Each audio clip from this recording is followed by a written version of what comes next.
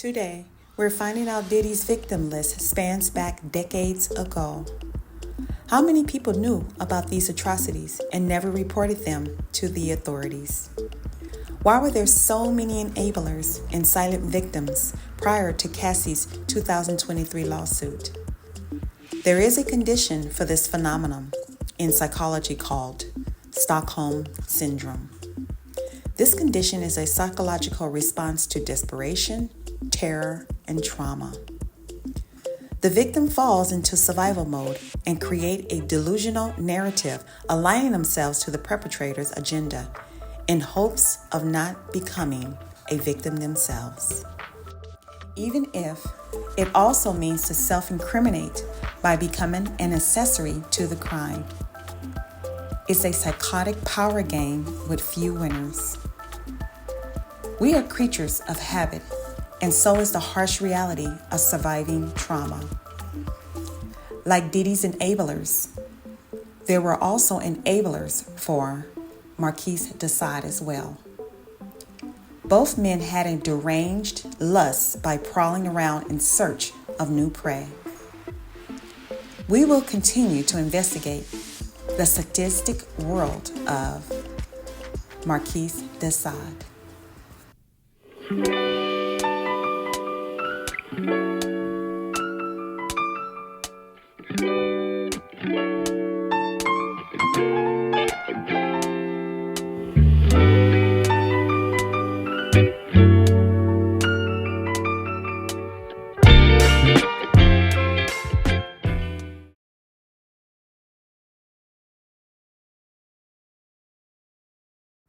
Marquis de Sade had noble connections within high aristocratic spaces. Now in prison, he was awarded an opportunity to speak to a priest and address the whole parliament in regard to his sins and crime.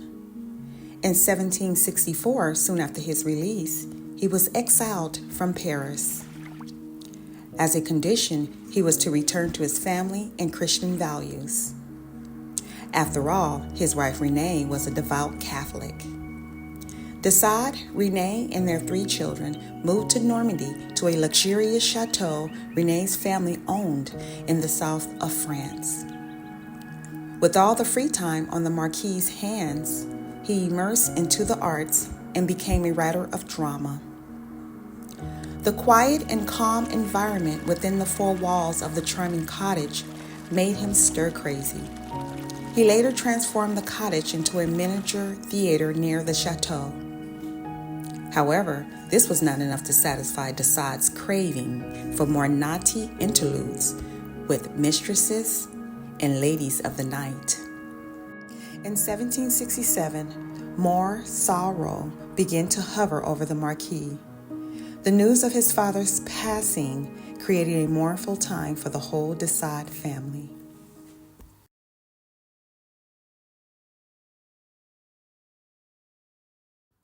Months after de Sade's father's passing, the king reversed his exile sentence. De Sade immediately returned to Paris. In 1768, Easter Sunday, the Marquis witnessed a peasant woman named Rose Keller begging for coins on the side of the road. Charming de Sade dropped a few coins in her worn-out pocketbook and offered the woman employment at his countryside residence. Rose did not hesitate to travel back home with the strange man. Ultimately, Rose realized she had made a grave mistake. The charming man dressed in a fine tailored suit she had met in town has now unmasked his demeanor and morphed into a raging madman. De Sade subjugated her to extreme physical violence, in which she'd scream in horror and pain from the attack. As a result, the Marquis threatened to permanently silence her if she continued screaming. In between the physical bouts, in a bizarre ploy, De Sade decided to serve Rose supper for the evening. However, before he could ascend the stairs to her room, Rose had already escaped out the window. Rose Keller was fortunate enough to escape with her life. Like Gian, the first victim the Marquis tortured, she also made a criminal complaint to the authorities and showed them fresh cuts and bruises on her body to prove the horrific abuse done to her that night.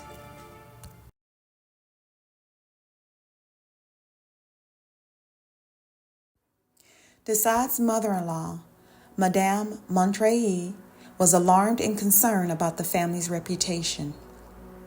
Months later, she sent representatives to the authorities to arrange a favor regarding her son-in-law's imprisonment.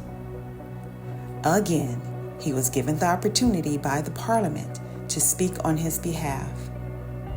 Because Rose Keller was a poor woman and her attacker came from power and wealth, he was only fined and released on condition that he would be supervised by authorities. This was like today's house arrest. Let's continue. Nevertheless, Desade was released only to commit additional crimes. This time, he ordered his manservant at the chateau to search throughout the village for more underage girls and or prostitutes to join in his lewd episodes. During this debaucherous group activities, he would consume Spanish fly, an aphrodisiac and the drug of choice during that era. He would also encourage the women to consume the drug before the carnal entanglements. So the Spanish fly would stimulate urges in a woman and give the man a strong manhood, if you know what I mean. Let's continue. In addition to propositioning and or deceiving peasant girls and women to participate in his deviant desires, which would always involve violence. On a few occasions, some women would end up mysteriously disappearing and never to be found again.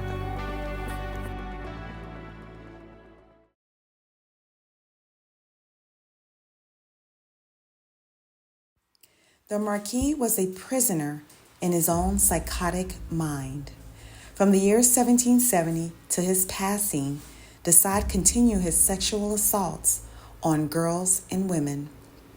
He spent the majority of his years immersed in perversion and violence. The only relief poor women in France received was when the Marquis was locked away in an asylum. While spending time behind bars, Desade spent his time obsessed with his sinful fantasies. Eventually, he would express them through writing erotic manuscripts and plays. Over a decade, Desade managed to write and self-publish a list of erotic books and screenplays. I will not mention the title of this material on this platform. Let's continue. In 1777, while in jail, the Marquis received a message from René's mother, Madame de Montreuil, stating that his mother had passed away. In the meantime, Desade's wife, Renée, suffered from a heavy heart due to the devastation regarding her husband's atrocities, not to mention the prior affairs that continued with random mistresses. Furthermore, the loss of wealth due to bailing out her depraved husband caused serious stress. She finally threw in the towel and filed for legal separation. She was later granted a divorce in the year 1790. Talk about long-suffering wife. Let's continue. Despite the divorce, René and her husband remained connected until his passing due to, here we go, prostrating gangrenous condition in the year 1814. He was 74.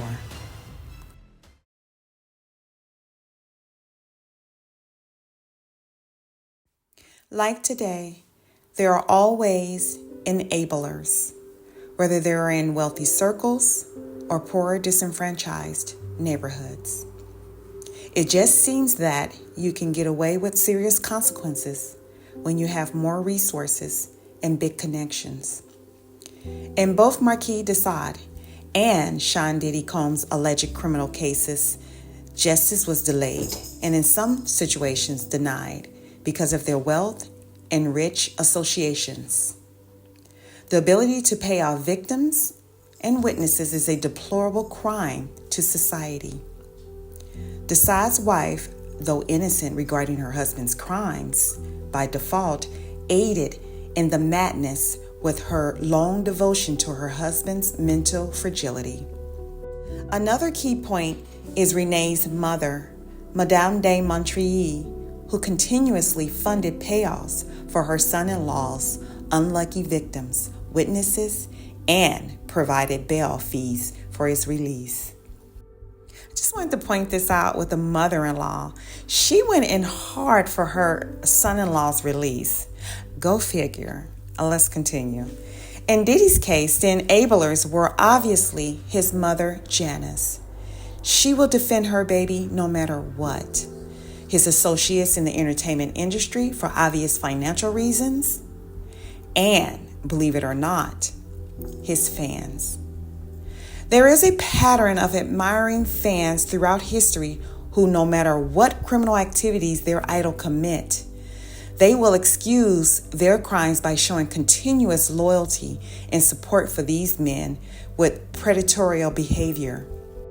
This phenomenon is true for our current famous figures and or celebrities, as well as yesteryear's infamous figures like Marquis de Sade.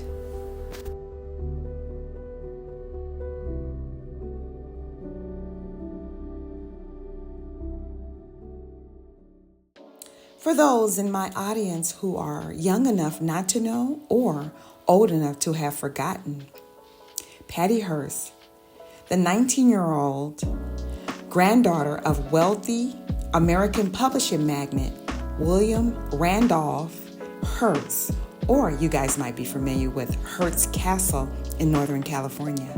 In 1974, she was kidnapped by a leftist radical group known as the Symbionese Liberation Army. In the turn of events, she ended up sympathizing with her captors and went on a crime spree throughout California, robbing banks. Hence the phrase, Stockholm Syndrome. Patty is now 70 years old with children and grandchildren. Now here's the tea. Patty went on to marry her prison guard. Please like, comment, share, and hit the notification bell so when I upload another video, you'll be notified. As always, because everyone has a story. Ciao.